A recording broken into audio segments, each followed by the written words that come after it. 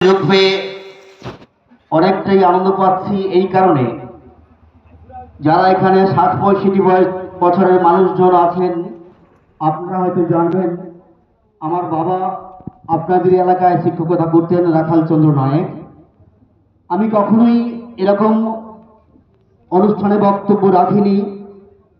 বেশ কিছু কথাবার্তা তার উত্তর না দিতে পারলে নিজেকে যেন মূর্খ মনে হয়, সেই জন্যে এরকমই পথসভাগুলোই আমার আশা।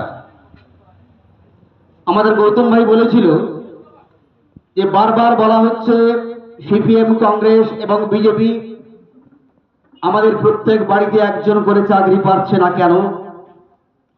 আমি সেই কথার রেশ ধরে আপনাদেরকে বলি, যদি 11 সালে আমাদের সরকার এসে ঠিক করত প্রত্যেক গ্রাজুয়েটকে আমরা চাকরি দেব, আপনারা আপনাদের বুথে হিসাব করে দেখুন তো কটা বাড়িতে গ্রাজুয়েট ছিল, তাহলে সে পরিসংখ্যান আপনারা পেয়ে যাবেন। যদি আরো একটু নিচু করে বলা হতো যে উচ্চ মাধ্যমিক পাস প্রত্যেককেই আমরা চাকরি দেব, সেই পরিসংখ্যানটা আপনারা তাও নিয়ে দেখুন কজন মানুষ আপনাদের বাড়িতে চাকরি পেত। কারণ বিগত কংগ্রেস সরকার এবং তৃণমূল সিপিএম সরকার কখনো ভাবেনি শিক্ষা ব্যবস্থাটা সকলের মধ্যে পৌঁছে যাক। কারণ তারা জানতেন শিক্ষা আনে চেতনা, চেতনা আনে বিপ্লব, আর বিপ্লব আনে পরিবর্তন। আমি গ্রামীণ মানুষ, গ্রামীণ উদাহরণ দিয়ে আপনাদেরকে কথা বলতে চাইছি। আজকের যে বিজেপি সরকার, তার যে মূল মটো হচ্ছে এই 16,000 চাকরি চলে যাওয়া, এর রেশ ধরেই তৃণমূল সরকারকে উৎখাত করা এবং সেখানে কংগ্রেস এবং সিপিএম এর অদ্ভুতভাবে নীরব থাকা। বন্ধুরা, আমি আপনাদের কাছে জানতে চাইছি, দীর্ঘ 30 বছর কংগ্রেস সরকার আমাদের কজন মানুষকে চাকরি দিতে পেরেছিলেন এবং কেন পারেননি? তারা শিক্ষা ব্যবস্থাটাকে গ্রাসরুট লেভেল পর্যন্ত পৌঁছে দেওয়ার জন্য কি কি ব্যবস্থা করেছিলেন হয়তো সেটা আপনাদের মনে নেই, কিন্তু আমার বাবা মায়ের কষ্ট দেখে আমার কাছে জল জল করছে সেই স্মৃতিগুলো। আমার বাবা লোকের বাড়িতে কাজ করতেন, গরু চড়াতেন, সেই জন্য বাবার নাম হয়েছিল রাখাল। আর সেই গরু চড়ানোর কাজ করতে করতেই জমিদার বাড়িতে বলেছিল একটু পড়াশোনা করব। সেই নিপুণন থেকে বেরিয়ে এসে আমার বাবা প্রাইমারি চাকরি পেয়েছিলেন। কিন্তু তখনকার দিনে সিপিএম সরকারের নিয়ম ছিল তুমি যত বড় হও তুমি জায়গা জমি করতে পারবে না। আমার বাবা তিল তিল করে যখন জমিদারের জায়গাগুলো কিনা শুরু করেছিলেন, তখন সিপিএম সরকার প্রায় 1000 মানুষ নিয়ে এসে আমার জায়গাতে দখল দেন। কারণ তাদের সেই মটো ছিল ছিনিয়ে নাও, বিলিয়ে দাও। আমি 80 সালে যখন আমার বয়স 10 বছর, তখন আমি দেখিয়েছিলাম কিভাবে আমার বাবা কাকা মাকে মারধর করা হয়েছিল। তখনকার দিনে কংগ্রেস পুরো চুপচাপ ছিল, কারণ প্রতিবাদ করার ভাষা ছিল না। আজকে যে সমস্ত কংগ্রেস নেতারা আপনাদের এখান থেকে চাকরি পেয়েছেন, তারা কি বুকে হাত দিয়ে বলতে পারবে তাদের চাকরি পাওয়াটা ফ্রেশ ছিল, কোনো দুর্নীতি ছিল না? বন্ধুগণ, আজকে যারা আপনারা শিক্ষিত হয়েছেন আমাদের সরকারের বদান্যতায়, কেন এই কথাটা বলছি? যখন তৃণমূল সরকার 11 সালে আসেনি, তখন চিন্তা করে দেখুন তো আমাদের দুর্গাচুরিতে কটা স্কুল উচ্চ মাধ্যমিক ছিল? শুধুমাত্র দুর্গাচুরি মিলন বিদ্যাপীঠ। গোপালনগরে কটা স্কুল উচ্চ মাধ্যমিক ছিল? একটাও না। পাথরবতী জিপিতে 4টে স্কুল ছিল, কেবলমাত্র একটা ছিল। এরকম পরিসংখ্যান দিলে শুধু মহেন্দ্রপুর যে প্লট দক্ষিণ কাশীনগর ছাড়া পাথরবতী ব্লকে আর কোন স্কুল উচ্চ মাধ্যমিক ছিল না। মমতা ব্যানার্জি সেই প্রথম ঠিক করেছিলেন সমস্ত স্কুলগুলোকে উচ্চ মাধ্যমিক করতে হবে, এবং সেটা তিনি করেছেন। আজকে যারা বলছেন যে তৃণমূল সরকার আসার পরে শিক্ষাটাকে শেষ করে দিয়েছেন, আপনাদের চোখে আঙুল দিয়ে দেখিয়ে দিলাম, আপনারা পর্যবেক্ষণ করে দেখুন। যদি মমতা ব্যানার্জির এই উদ্দেশ্য থাকতো তাহলে প্রত্যেকটা স্কুলে উচ্চ মাধ্যমিক করতো না, ভোকেশনাল করতো না, এবং করার সঙ্গে সঙ্গে অনেকগুলো করে পোস্ট দেওয়া হয়েছিল যাতে শিক্ষকরা আসতে পারে। আর আপনারা বিজেপি সরকারের তাল দিয়ে বলছেন যে তৃণমূল সরকার শিক্ষাকে শেষ করে দিয়েছে। আপনাদের সময় কয়জন মানুষ আমার 54 বছর বয়স, যাতে 60 বছর বয়স, বলুন না কজন মানুষ আপনারা স্কুলে যেতে পারতেন? হয়তো প্রাইমারি স্কুল ছিল, হয়তো হাই স্কুল ছিল, কিন্তু ক্ষুধার রাজ্যে পৃথিবী গদ্যময় পূর্ণিমার চাঁদ যেন ঝলঝল রুটি, আমাদের কারুর পেটে ভাত ছিল না। ক্ষুধার জ্বালায় আমরা পড়াশোনা করার সুযোগ পেতাম না, সেই দুঃখটা কিন্তু মুখ্যমন্ত্রী বুঝেছিলেন।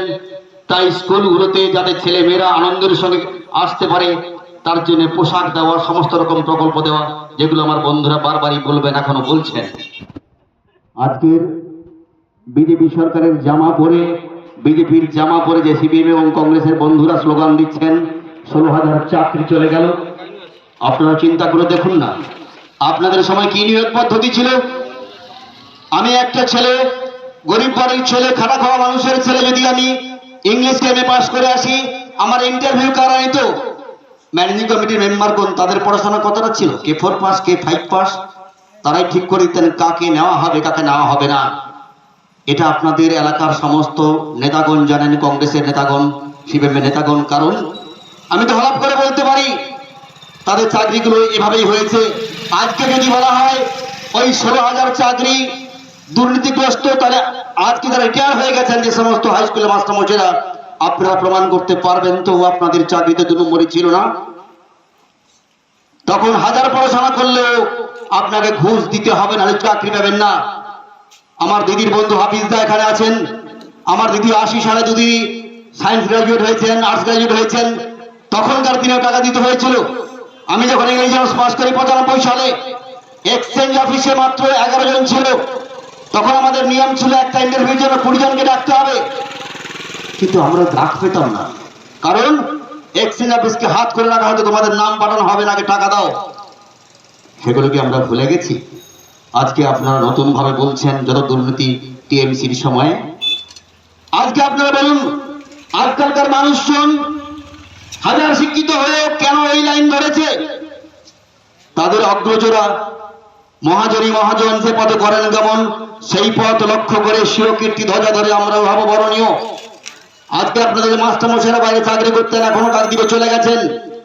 তারা তো জানেন কিভাবে 2 নম্বরী পথে আমরা এগিয়েছি। তারা পরবর্তী প্রজন্মকে তো বলবে সোজা পথে নয়, বাঁকা পথের পথ আছে। আপনারা তো অনেকেই নাম জানেন, কাকদ্বীপের মহির স্বপন গুহ এই এলাকার সমস্ত স্কুলগুলোতে সেক্রেটারি ছিলেন। কেন? এখানকার মানুষজন সেক্রেটারি হতে পারতেন না। কি পদ্ধতি ছিল? Life member. 50,000 টাকা ডোনেশন দিয়ে দিলে সমস্ত স্কুল তোমার কেনা, সমস্ত পোস্ট তোমার কেনা, যত টাকা দেবে তত পোস্ট। আমরা দেখতাম আমাদের গ্রামের স্কুলগুলোতে ছেলে মেয়েরা চাকরি করতে চলে আসছে, আমরা খোঁজই পেতাম না। সে অসহায় অবস্থা আমরা বুঝিনি, কারণ আমাদের কথা বলার সুযোগ ছিল না। আজকে মুখ্যমন্ত্রী উদারতা নিয়ে এসেছেন, গরিব বাড়ির ছেলেমেয়েরা পড়াশোনা করছেন। তাহলে বলুন, এই উন্নয়নের ধারাকে প্রতিহত করার মতো সাহস আজকে সিপিএম এর নেই এবং কংগ্রেসের নেই, কারণ জানে তারা তাদের মুখোশগুলো খুলে গেছে। আজ বিজেপি এসে বলছেন আমরা সনাতন ধর্মাবলম্বী। বিদ্যাসাগর কি ধর্মাবলম্বী ছিল ভাই? বিবেকানন্দ কি ধর্মাবলম্বী ছিলেন ভাই? রবীন্দ্রনাথ কি ধর্মাবলম্বী ছিল? ধর্মের নামে মহাজারে এসে ধরে, অন্ধ সেজন মারে আর শুধু মারে। হে ধর্মরাজ, ধর্ম বিকার ছাড়ি, ধর্ম মূল জনে বাঁচাও আসি। আমরা কি ভুলে গেছি? আজ তোমরা খালি বলছো আমরা হিন্দুত্ববাদী হিন্দুত্ববাদী। কেন? একটা হিন্দু কি কোনো ক্রাইম করে না? তাহলে তোমরা তার কি প্রতিহত করছো? বন্ধুগণ, আপনারা অনেকভাবে প্রলুব্ধ হয়েছেন, কারণ আপনাদের কাছে সেই বার্তাটা এখনো পৌঁছায়নি। মমতা ব্যানার্জির উন্নয়নমূলক কাজগুলো অনেকেই আপনাদের কাছে গোপন রেখেছেন, কিন্তু সিপিএম এর নেতৃত্ব, কংগ্রেসের নেতৃত্ব প্রত্যেকেই উপভোক্তা হয়েছেন। একজন সিপিএম এর নেতা মেরুক, তার মেয়ে কন্যাশ্রীকে একটু নেয়নি, তার মেয়ে স্টুডেন্ট ক্রেডিট কার্ড করেনি, তারা বার্ধক্য ভাতা নেয়নি, কিন্তু সেই প্রকল্পগুলো সাধারণ মানুষের কাছে পৌঁছতে দেয়নি, নেগেটিভ কথাবার্তা বলে। আমি আমার নিজের পরিবারের কথা বলে আপনাদের কাছে বক্তব্য শেষ করবো, কারণ পশুপতি ভাই আছেন। পশুপতি আমার মতো নির্যাতিত ফ্যামিলি থেকে উঠে এসেছে। আমার নিজের ভাই খুড়তুতো ভাই প্রশান্ত নায়ক কখনই আমার সঙ্গে একই দল করতো না, বারবার সে অন্য দল করতো। সে যখন মারা যায় হার্ট অ্যাটাক হয়ে, আমরা তখন সমস্ত সহযোগিতা করেছি। হাড়ে যখন সমস্যা হলো বারবার তাকে বললাম হেলথ কার্ড আছে তুই চিকিৎসা করবো না, ও ভাও তাও কিছুই হবে না, তৃণমূল সরকার শুধু ভাওতা দেয়। লাস্ট পর্যন্ত যখন অসুস্থ হলো তাকে নিয়ে গেলাম, কি চিকিৎসা পেয়েছে সে, সেই চিকিৎসার মধ্য দিয়ে আমরা হয়তো বাঁচাতে থাকতে পারিনি, কিন্তু মারা যাওয়ার পরে তার ছেলে কলেজে পড়তো, সেই ছেলেকে আমরা প্রতি সেমিস্টারে 60,000 টাকা পাউচি পাইয়ে দিয়েছি। তারপর তার ছোট ছেলে, আচ্ছা তার ছোট ছেলে মাধ্যমিক পাশ করেছে, পড়ানোর টাকা পয়সা নেই। আপনারা হয়তো অনেকেই জানেন বা অনেকেই আপনাদের কাছে জানায়নি যে একটা মাধ্যমিক পাশের পরে ছাত্র যদি 50% নাম্বার পায়, মুখ্যমন্ত্রীর ত্রাণ তহবিল থেকে তার পড়াশোনার জন্য 10,000 টাকা দেওয়া হয়। তাকে আমরা পর পর দুটো সেমিস্টারে 10,000 টাকা 20,000 টাকা করে পাইয়ে দিলাম। এটা শুধু আমার জন্য নয়, সমস্ত মানুষদের জন্য যারা আমার বয়সী আছেন। আপনারা ভাবুন তো, সিপিএম এর সময়ে একটা স্টাইপেন্ড পেতে গেলে কত সার্টিফিকেটের প্রয়োজন হতো। আজকে মামাটি মানুষের সরকার, যাতে সমস্ত উপভোক্তাদের কাছে এই প্রকল্পগুলো পৌঁছে দেয়, সবচেয়ে বেশি নির্যাতিত হই আমরা এই ছেলেরা। কারণ একটা যদি কন্যাশ্রী না পায় আমাদের কাছে সৌগত আছে, একটা যদি উচ্চশ্রী না পায় সেটা আমাদের কাছে সৌগত আছে। কিন্তু আমরা জানি মমতা ব্যানার্জির সমস্ত প্রকল্পগুলো যাতে সমস্ত দল নির্বিশেষে, সমস্ত বর্ণ নির্বিশেষে মানুষজন পায়, তার জন্য তিনি সদাগ্রত থাকেন। এবং 18 বছর বয়স পর্যন্ত সমস্ত প্রকল্পগুলো আমার মতো এই টিমের মাধ্য দিয়ে সঞ্চালিত হচ্ছে। আজকে বলুন, আমার যে ভাইটি সারা জীবন সে আমাদের নিন্দা করে গেল, মরে যাওয়ার পরে 2 ছেলে পড়াশোনা করলো, কৃষক বন্ধু, আপনারা অনেকেই জানেন, কতটা বার্তা আপনাদের কাছে পৌঁছে গেছে জানি না। বিরোধী দলেরা বলে ওই কৃষক বন্ধুর জন্য 2 লাখ টাকা পাওয়ার প্রতিশ্রুতি ভাঙতা। আমি আপনাদের কাছে বলছি, আমার ভাই যখন মারা যায় তার বাবা তার নামে একটা জায়গায় করে দিয়ে যায়নি, কারণ তার আচরণ ভালো ছিল না, বাবার সঙ্গে ভালো ব্যবহার করতেন না। আমি তখন পশুপতিকে বললাম যে ভাই, আমার এই ভাইটির কিন্তু কৃষক বন্ধু নেই। বলে দাদা সমস্ত রকম সহযোগিতা করছে, ওকে 2 লাখ টাকা পেয়ে যাবে। আমরা সমস্ত ডকুমেন্টস দিলাম, তার কৃষক বন্ধু না থাকা সত্ত্বেও 2 লাখ টাকা পেয়ে গেল।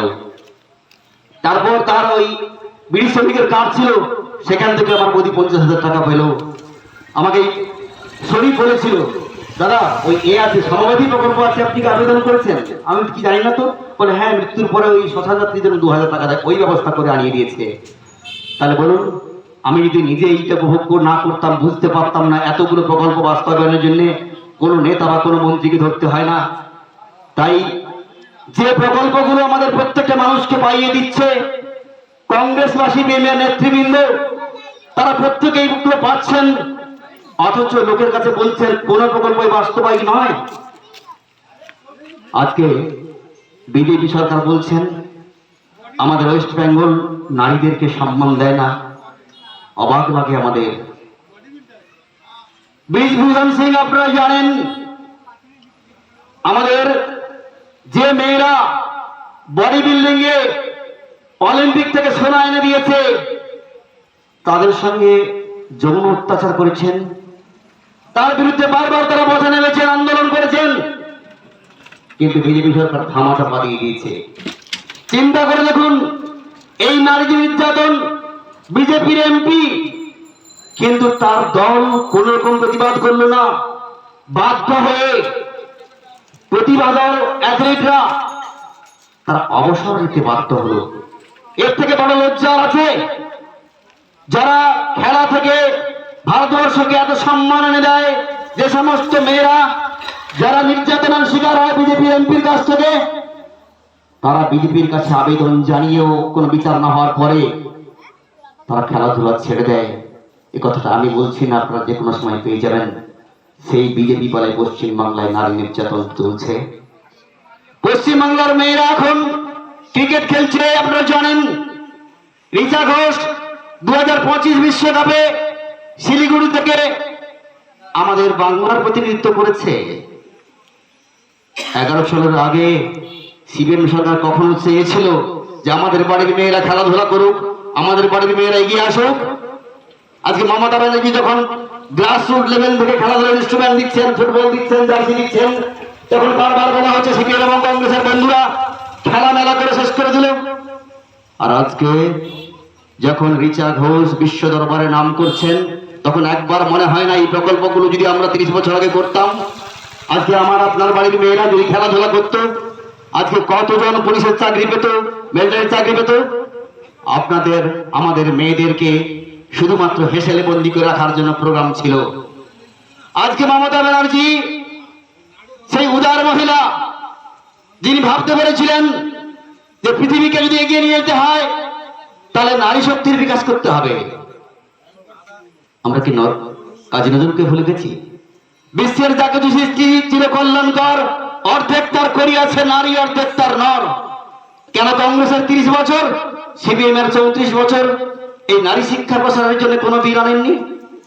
প্রধানমন্ত্রী ছিলেন তো ইন্দিরা গান্ধী, নারী একজন, তিনি কতগুলো প্রকল্প করেছিলেন? কংগ্রেস বন্ধুরা বলুন না, সিপিএম এর বন্ধুরা বলুন না, আপনারা নারী শক্তির বিচারের জন্য কতগুলো প্রকল্প নিয়ে এসেছিলেন?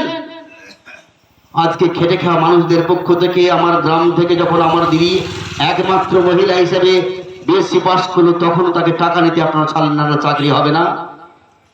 আমি জানি এই কথাগুলো আমার বলার কোনো প্রয়োজন ছিল না, কারণ আমি কোনো ভোক্তা নই, কিন্তু দ্বিচারিতা করা হবে আমার স্বর্গীয় বাবার সঙ্গে, যে মানুষটি এত কষ্ট করে এত নিপুণ সহ্য করে আমাদেরকে মানুষ করে দিয়ে গেছেন। তাহলে আমরা যদি দুটো কথা না বলি তাহলে কিন্তু সত্যের প্রতি অপলাপ হয়ে যাবে। আপনারা জানেন আমরা বাঙালি, বিশেষ করে আমরা ভারতবাসী রত্ন চিনতে বারবার ভুল করেছি। আচ্ছা বলুন, সত্যজিৎ রায়ের নাম আপনারা শুনেছেন? গোটা বিশ্বের দরবারে তিনি যখন অস্কার পুরস্কার পেলেন, তখন কি আমার ভারতবাসী ভেবেছিল যে আমাদের মধ্যে এমন একটা ট্যালেন্ট আছে, তাকে মিনিমাম ভারত রত্নটুকু দেওয়ার দরকার? তখনকার সরকার লজ্জা করে না? 92 সালে সিপিএম সরকার, তখন তো সত্যজিৎ রায় প্রত্যেকটা সাংস্কৃতিক মানুষজন সিপিএম করতেন। আপনাদের ঘরে থাপ্পড় লাগিয়ে বুঝিয়ে দিল আপনার সংস্কৃতির কিছু বোঝেন না।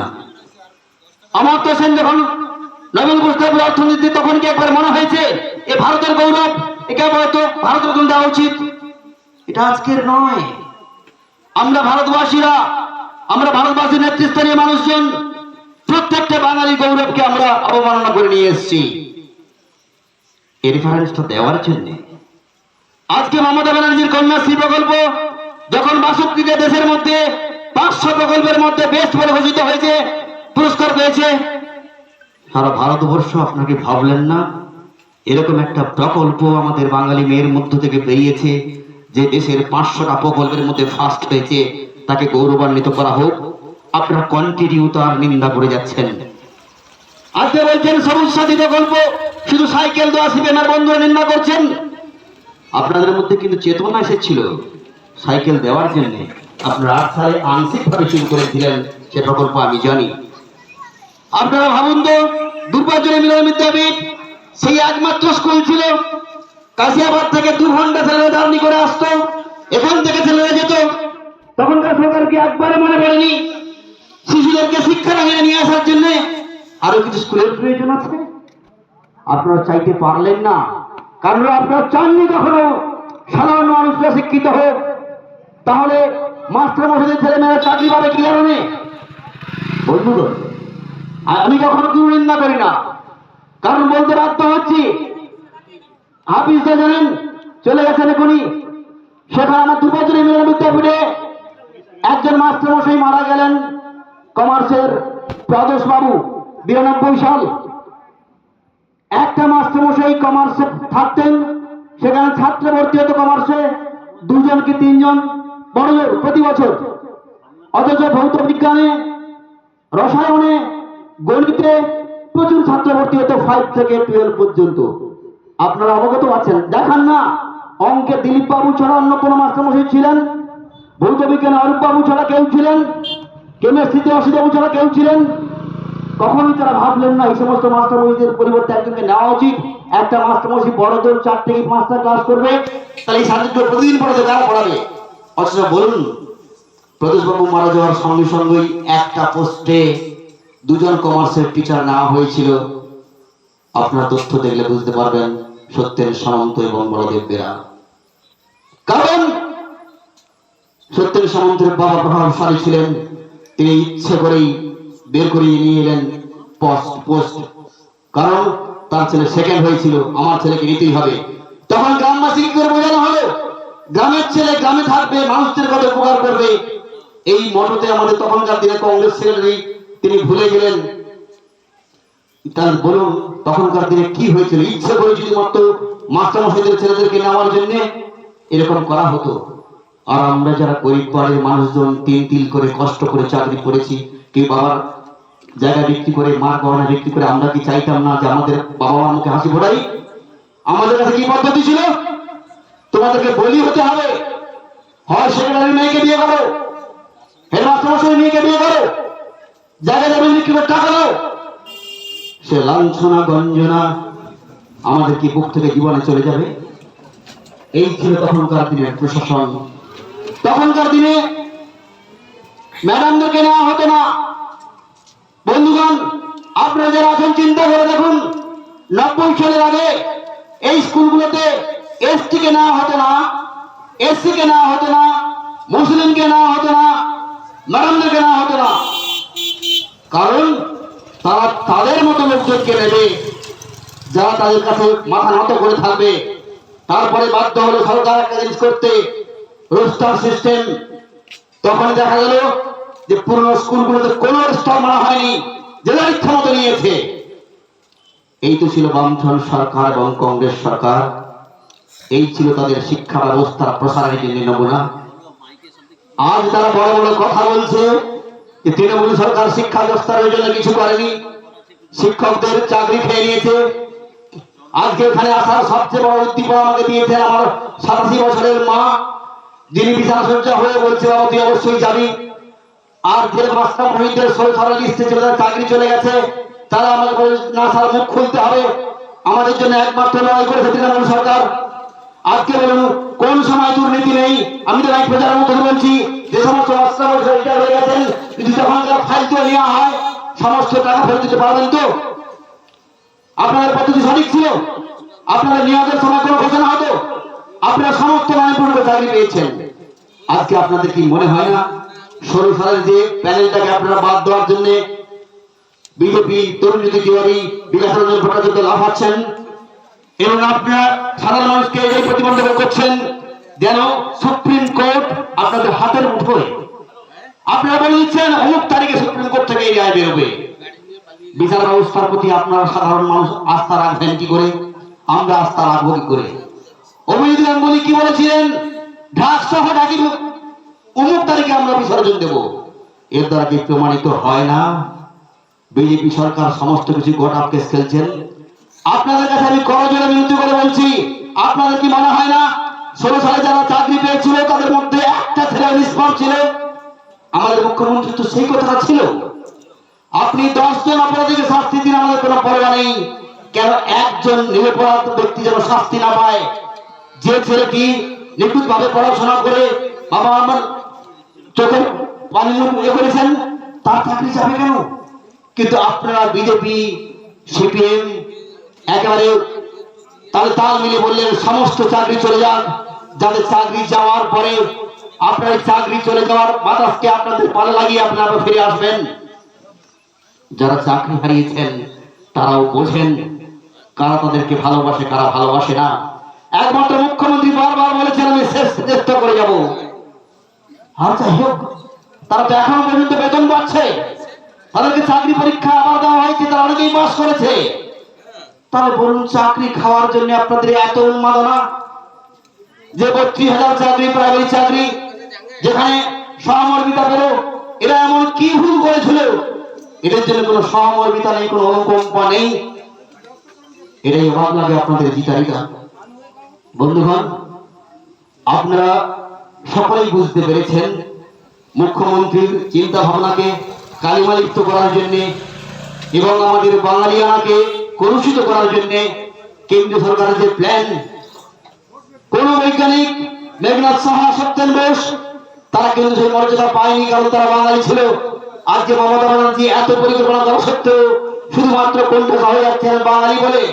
আপনারা জানেন সৌরভ গাঙ্গুলি, আচ্ছা বলুন তো এখন ক্রিকেটের আইসিসির প্রেসিডেন্টকে জয় সাহা, সে জীবনে ব্যাট চেনে, ব্যাট ধরতে জানে, সে কি করে ক্রিকেটের মূল দায়িত্বে আছেন? আপনাদের প্রশ্ন লাগে না? যেখানে বাঙালি বলে সৌরভ গাঙ্গুলিকে আউট করে দেওয়া হচ্ছে। এটাই হচ্ছে দলতন্ত্র, এটাই হচ্ছে বিজেপি সরকার। আজকের যে বন্ধুগণ ভাবছেন আপনারা বিজেপির জামা পরে আমাদের বাংলাকে শাসন করবেন, সুতরাং আপনারা এখন অনেক স্বপ্নে আছেন। বন্ধুগণ, আমি জানি আপনারা এখানকার মানুষজন অনেক বেশি বোঝেন, অনেক বেশি শিক্ষিত।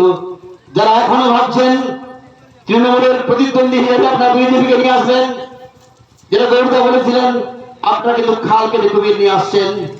আমরা এটুকুই প্রত্যাশী, আমাদের সমীর বাবু জয়লাভ করবেন, মামাটির মানুষের সরকার আবার গঠিত হবে।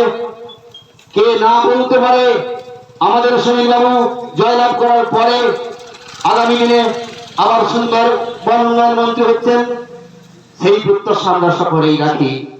আপনাদের চিন্তন প্রক্রিয়া ভোট বাক্সে প্রতিফলিত হোক, আগামী দিনে আবার মামাটি মানুষের সরকার ফিরে আসুক, আমরা সকলে সেই আনন্দের দিনে আবার মিলিত হব, এই প্রত্যাশা করে সবাইকে আমার প্রণাম সেরাম জানিয়ে আমার বক্তব্য শেষ করছি। নমস্কার।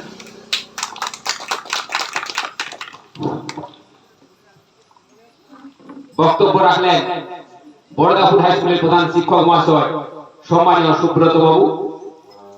ওনাকে ধন্যবাদ ও কৃতজ্ঞতা জানাই।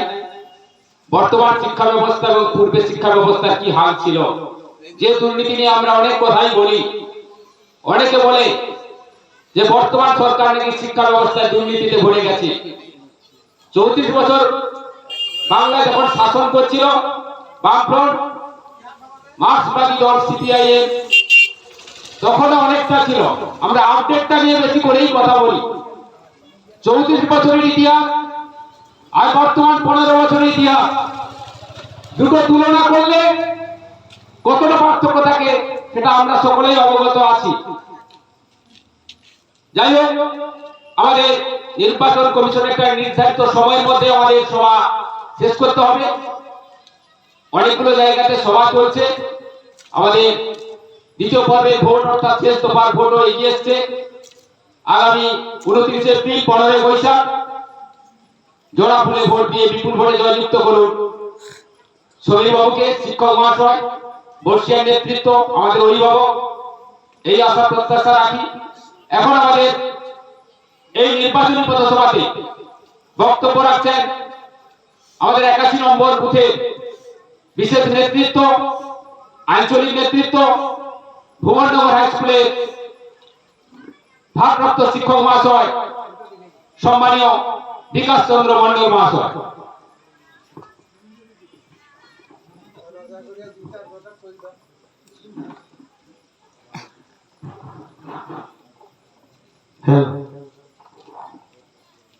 নমস্কার।